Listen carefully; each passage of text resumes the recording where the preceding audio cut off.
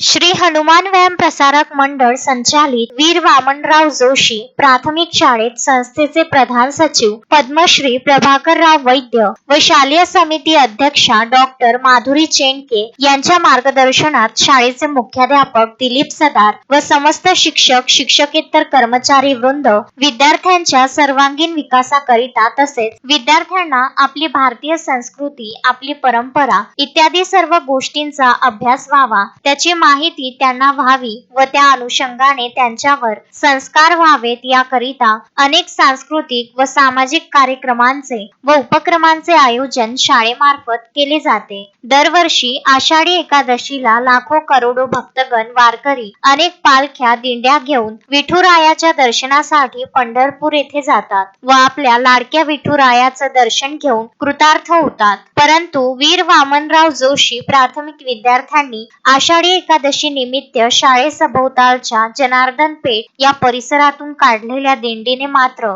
परिसरातील लोकांना त्यांच्या दारी जाऊन साक्षात विठ्ठल रुक्मिणीचे दर्शन घडवून दिले। इयत्ता 3ऱ्या वर्गातील भाग्य मोहन राऊत या विद्यार्थ्याने साक्षात विठुरायाची वेशभूषा साकार केली होती, तर आरोही अविनाश डहाके हिने रुक्मिणी मातेची वेशभूषा साकारली होती। शाळेतील बहुतांश विद्यार्थी व विद्यार्थिनी वारकऱ्यांच्या वेशभूषेत शाळेत आले होते। शालेय परिसरातून टाळ मृदुंगाच्या गजरात दिंडी निघाल्यानंतर परिसरातील लोकांनी घरातून बाहेर येऊन विठ्ठल रुक्मिणीचे दर्शन घेतले, तर कोणी गच्चीवरून दिंडीवर पुष्पवर्षाव केला।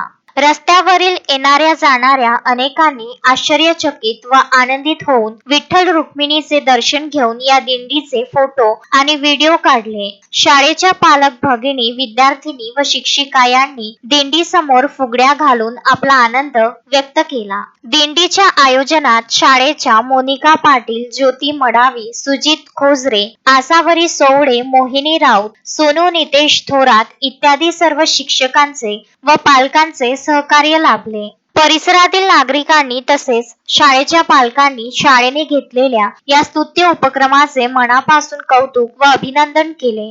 Vidarbha news bureau, Amravati.